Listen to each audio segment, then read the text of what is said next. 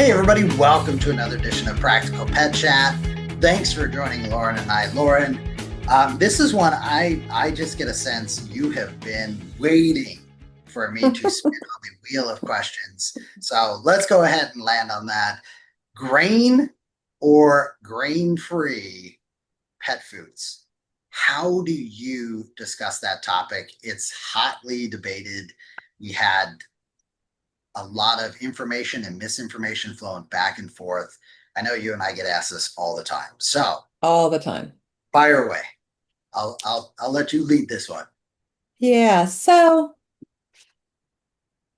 it really comes down to a number of factors that have to do with the animal specifically. So when you're talking about cats, it's 100% grain-free. 100% all the time grain-free. There's no purpose. There's no reason. You're talking about an obligate carnivore.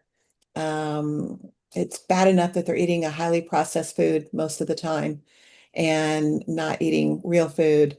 So the very least you could do is to mitigate the dilution of the ingredients um, by not feeding a grain-free.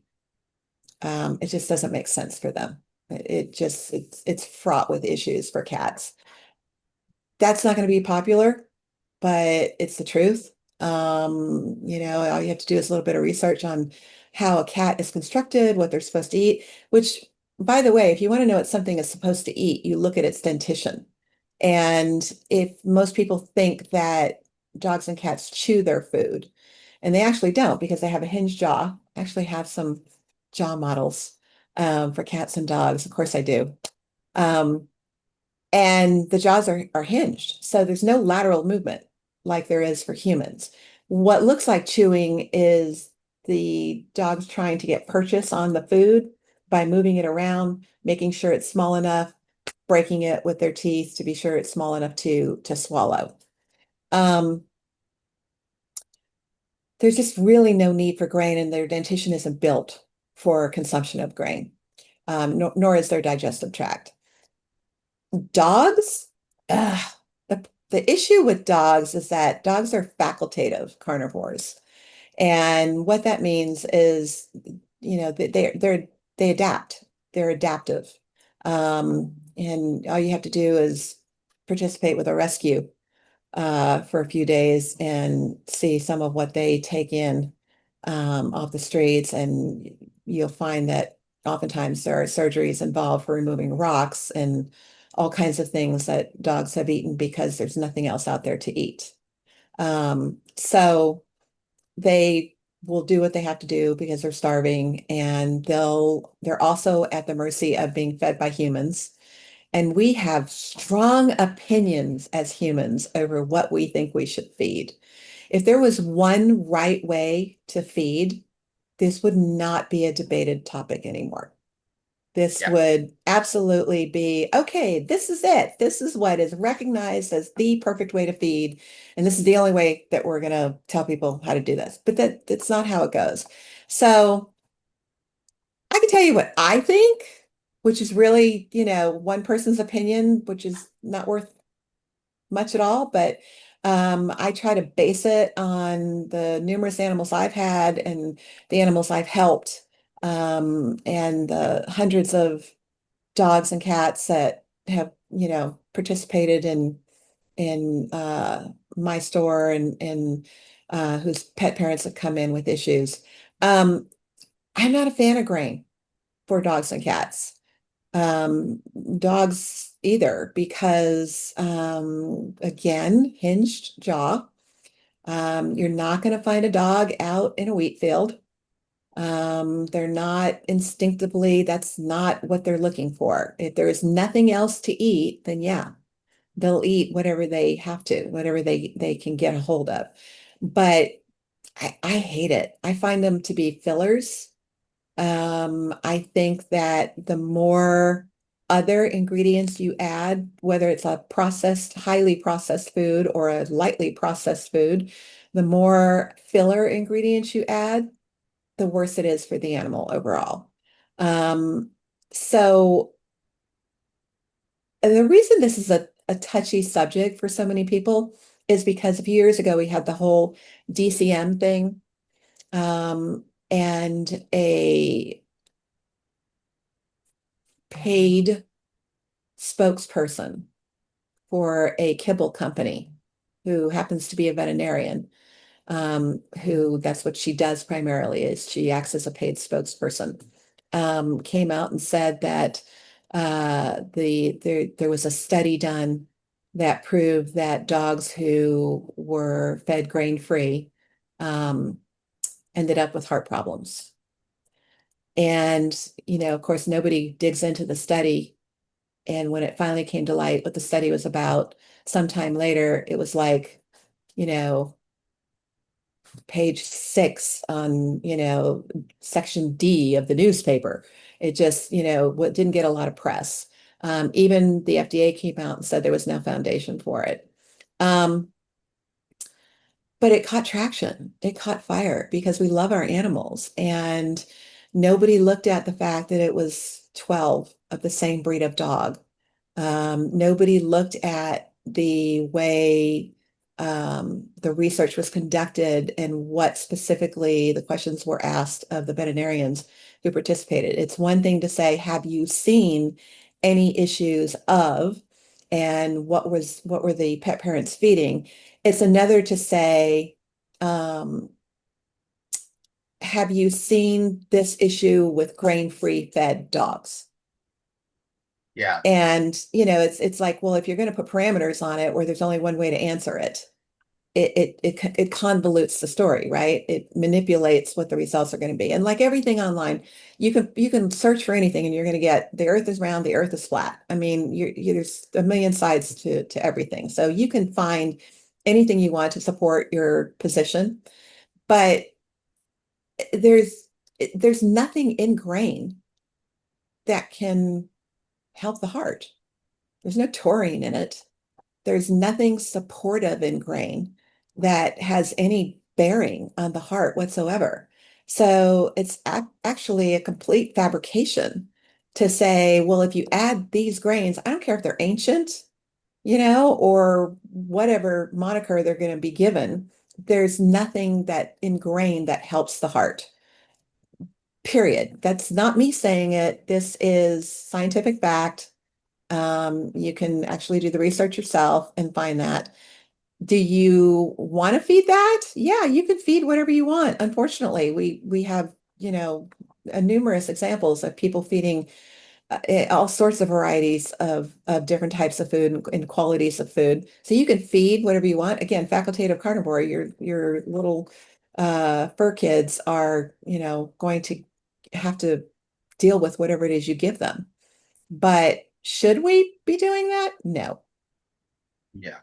So it's interesting. You hit on so many wide-ranging things there. Oh my gosh, I could have done another hour on it, but Yeah, no, interest of time. and yeah, and I don't mean to cut you off because I want you to continue on. So I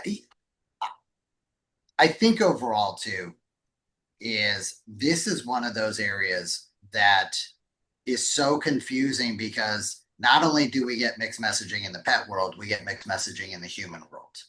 And we carry over so much of that guidance for ourselves into our thinking of what's healthy for our pets. And so when people want me to give them a definitive, I like how you phrased it, there's no benefit, but if you want to keep doing it, by all means, that's your decision for your pet, because there is no definitive answer one way or the other. Otherwise, we'd all be doing it. The companies would all shift the way that they make it. That being said, I can say too, there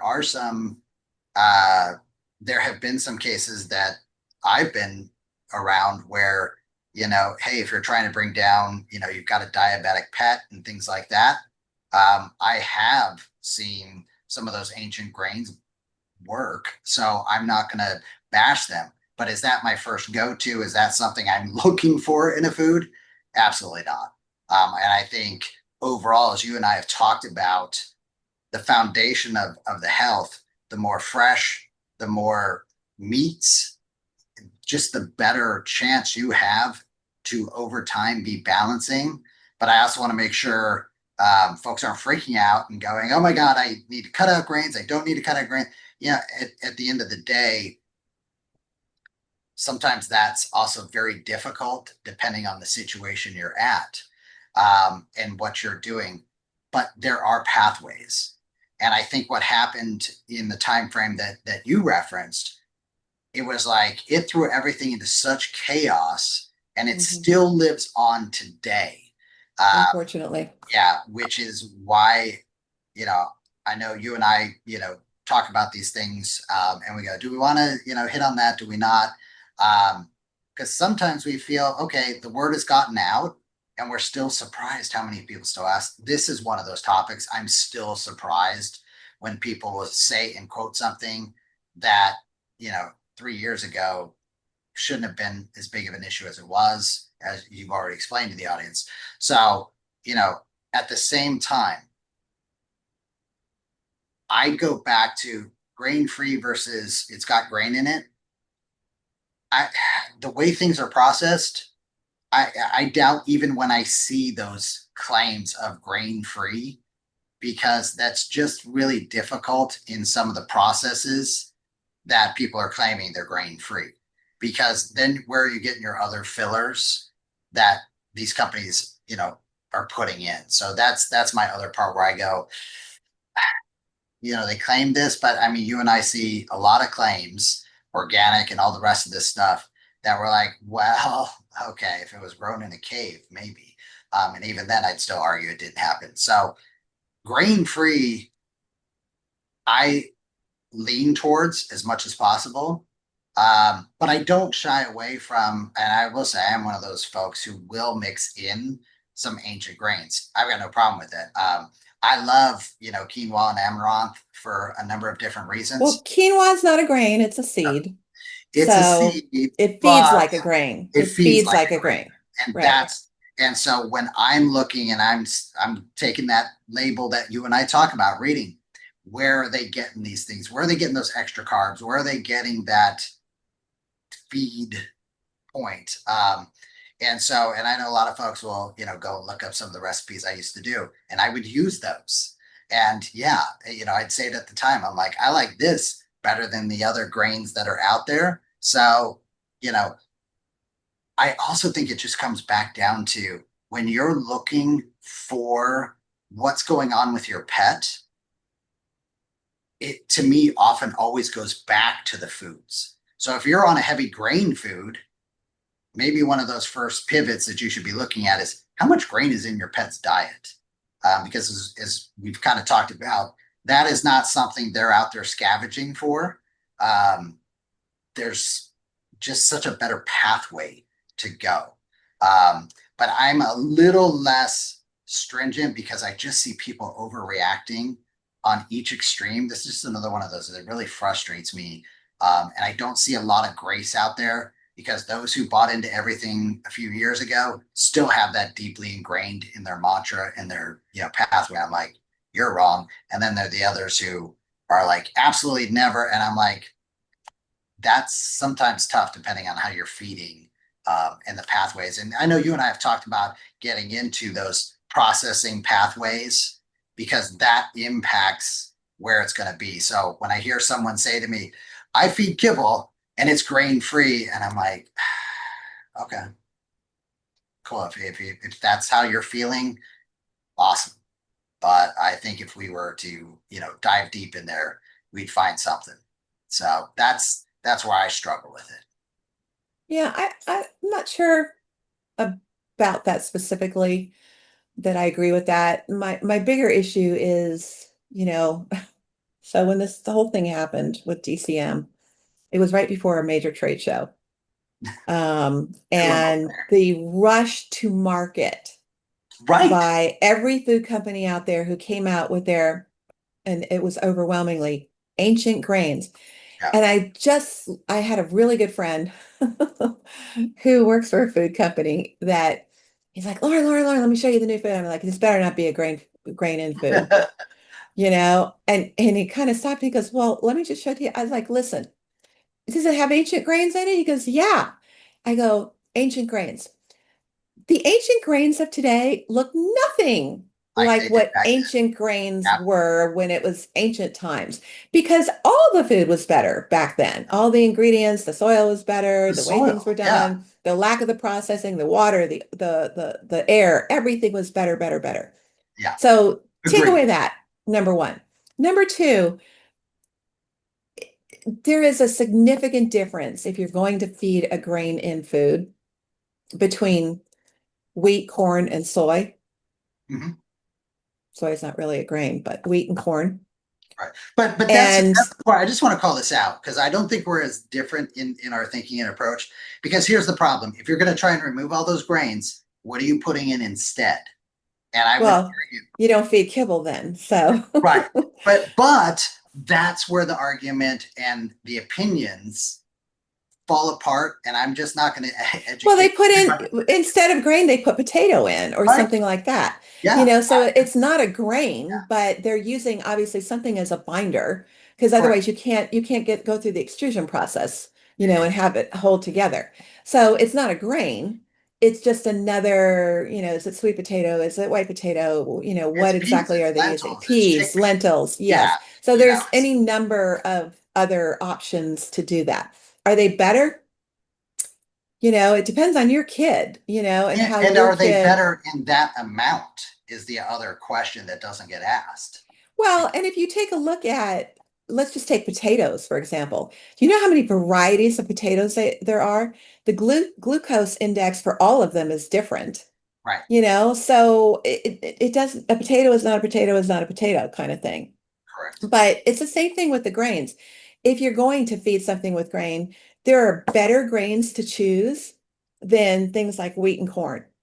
The amount of wheat and corn that is still used in pet food is alarming because people think like an ear of corn that you took the corn right off of, and because that's what it looks like on the package. First of all, I'm not a fan of feeding corn at all to dogs, but it doesn't look like that. It's the scrapings and the leftover and the not so great pieces and parts of whatever is, not fit for human consumption. So it's not what you're envisioning what is on the package.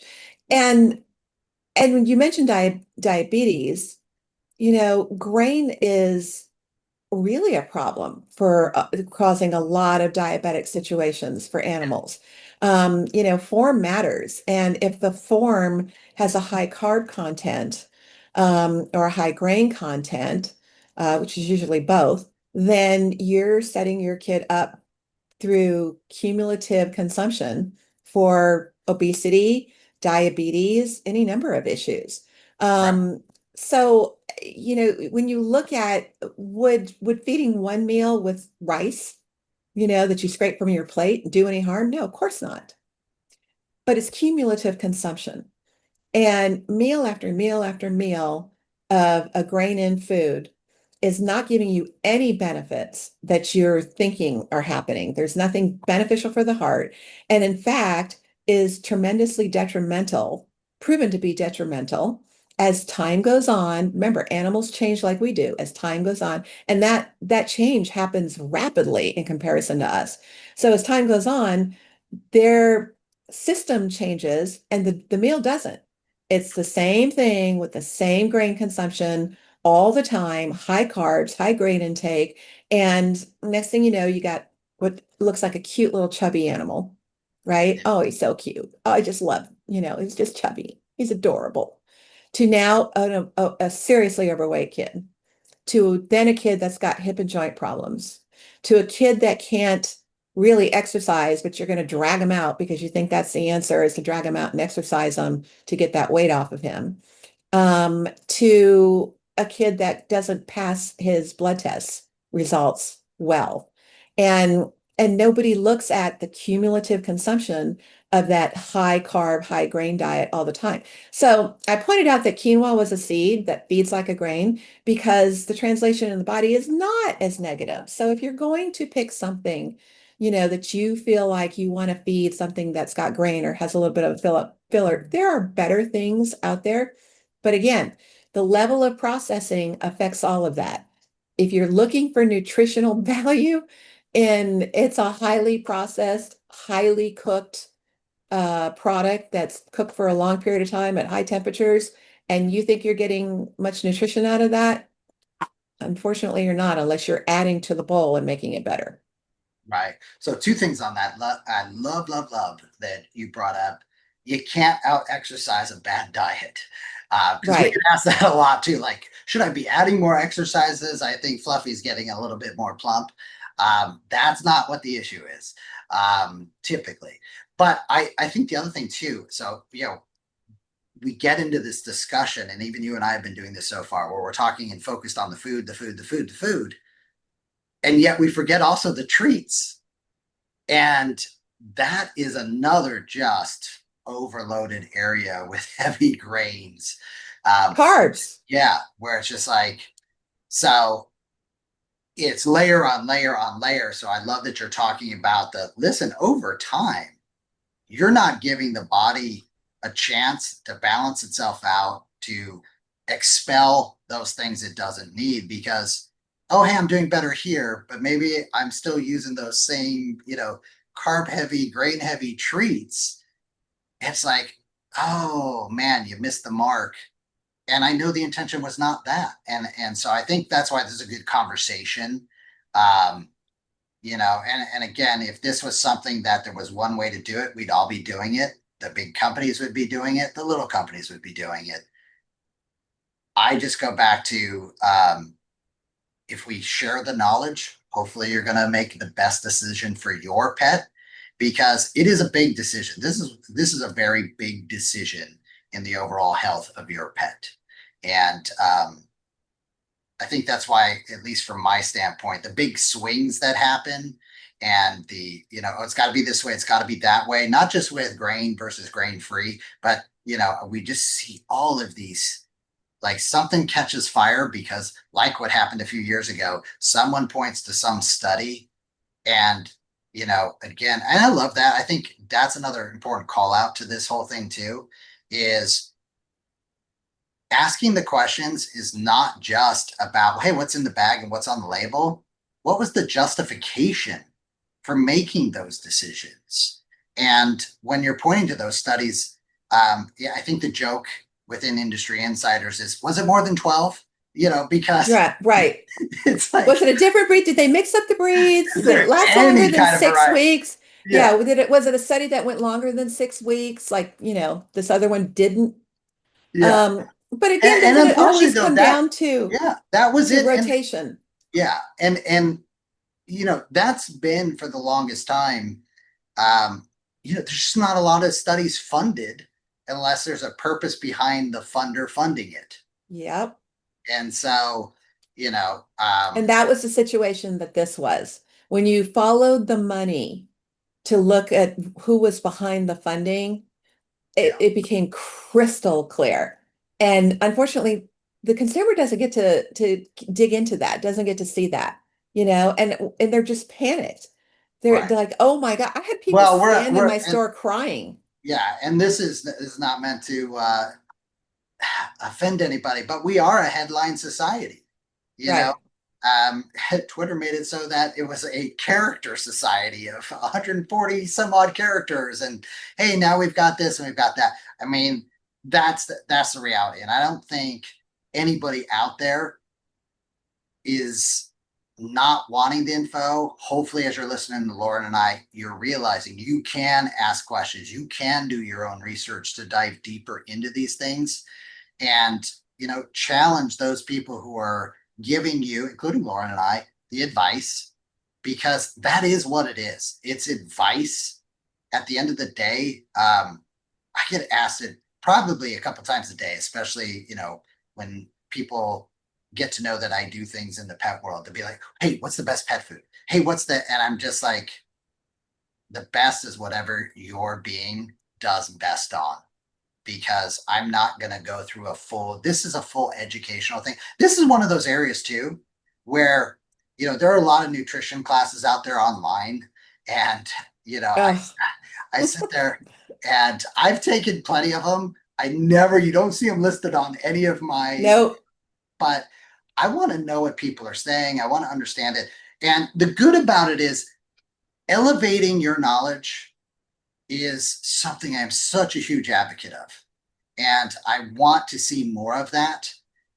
The problem is where you're getting the knowledge, who's delivering it, what's their angle, what's their bend. The bias. I typically will see that fairly quickly, and it's something that is disappointing to me because I think all of us really do want to do better, and I see that in those that speak out, and sometimes those that are the loudest. And the thing that I would say is go back 5 years ago, 10 years ago, and see what those people were saying. That doesn't mean we shouldn't evolve our opinions and our thinking, but give yourself some grace too. I mean, I've had people crying because, Yeah, oh my me God, too. I fed, this to my last, 10, dogs. And it's like, you did what you knew. Did you know what you know now? And that's that whole thing is we get better as time goes on, we get more information. It's a shame that there are not more studies out there that are not as biased as maybe they have been in the past. The funding, I don't know why it's not there, but it's not. And there are groups who are doing those things. And it's not just in Well, the nutrition, we see it in cognitive and training and other things, but we still have a long way to go. yeah, the funding's not there for obvious reasons, Yeah. because the people with the deep pockets don't want the funding to be there. The only funding that's there is the funding that suits their purposes. It really comes down to the same old thing that it always comes down to, which is rotational feeding, feeding different things in Yeah. different amounts. I had people break down crying in my store after this headline hit, who thought, oh my God, I've been feeding grain-free for the last 5 years. And I'm like, and the last blood tests, what did they tell you? Well, they were fine, but I'm afraid of what's going to come. It's like, oh my gosh, I can't believe the disservice that this did to the pet lover community out there of people who, who do everything they can for the well-being of their animals, and then to have this thrown at them like you've probably been killing your dogs by feeding them grain-free. It's like, what is wrong with you? That isn't even true. It doesn't even have any basis in fact. Why would you make people feel that way? So, I mean, I had people that for a while would go back and forth between grain in and grain free. And that would have been terrible for me to say, I think this is the wrong thing to do. I guided them with the Yeah. best grain in that, that they could choose, from what I offered. And, I stayed steady with I don't think you're going to see any reason for this. And I gave them links and gave them research and gave them things to look at to say, okay, you decide. Go look and see what heart healthy properties come from grain that you think in some way are going to support your animal. And then you decide. And I had people come in and say, oh my gosh, I can't find anything. Right. You can't, because those ingredients don't have anything that are beneficial to the heart. There's nothing in grain that helps the heart. Then these people went back. I had 12 dogs, and they lived anywhere from 18 years to 21 years. They were fed grain free their whole lives. So I mean, 12 different dogs. By the way, the same number of dogs that were in the study. I was holding back because I was like, wait, you're a study in yourself. And Uh, but I will say it was much longer than 6 weeks. It was years and years and years. But it's like, come on, you're going to have genetic things, and you're going to have, just things that are part of being alive that aren't yeah. going to be things that you're going to be able to necessarily affect to the degree that you would like to. It's the roll of the dice when we love something that's living and breathing. But to misguide and mislead people for monetary reasons down a path that is, I mean, I had people losing sleep over it. It was devastating. I was so upset for them because Yeah, it and just and was that's why we wrong. that's why we had this discussion today because I, Mhm. I had more inquiries coming back, and I don't know if it's because we're, you know, trade show season again or what, but it I is one know. of those of I like what you said there too. You do what's best for you and your pet.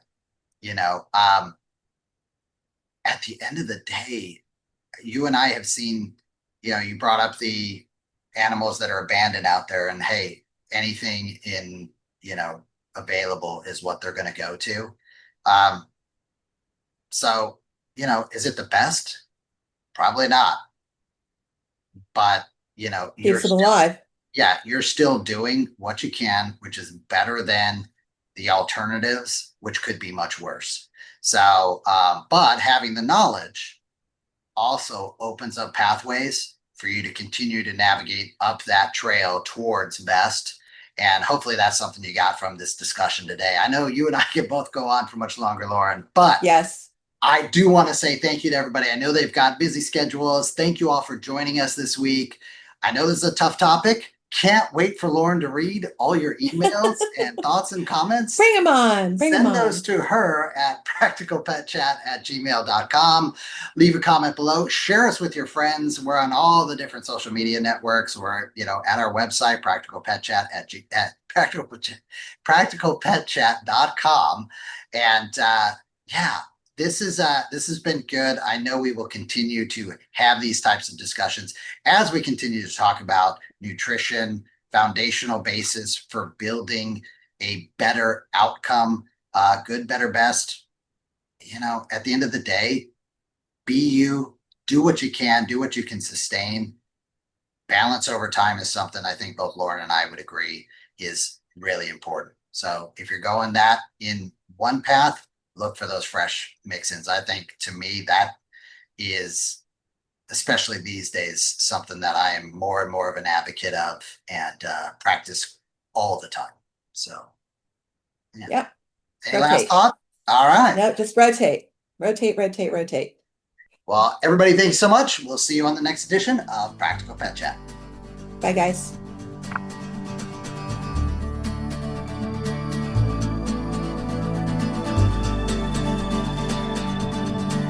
The content of this podcast is for informational purposes only. It is not intended as, nor should it be construed as, professional medical advice, diagnosis, or treatment for your pets. Always seek the advice of a qualified veterinarian with any questions you may have regarding your pet's health or medical condition. Never disregard professional veterinary advice or delay in seeking it because of something you have heard on this podcast. The hosts and the guests of this podcast are not liable for any actions taken based on the information shared during these episodes. Any reliance on the information provided is solely at your own risk. Copyright 2025 Practical Pet Chat, all rights reserved. Unauthorized duplication, distribution, or reproduction of any content from this podcast, including but not limited to audio, scripts, and show notes, is prohibited without prior written consent. The opinions and views expressed by the host and guests are their own and do not necessarily reflect the views of Practical Pet Chat.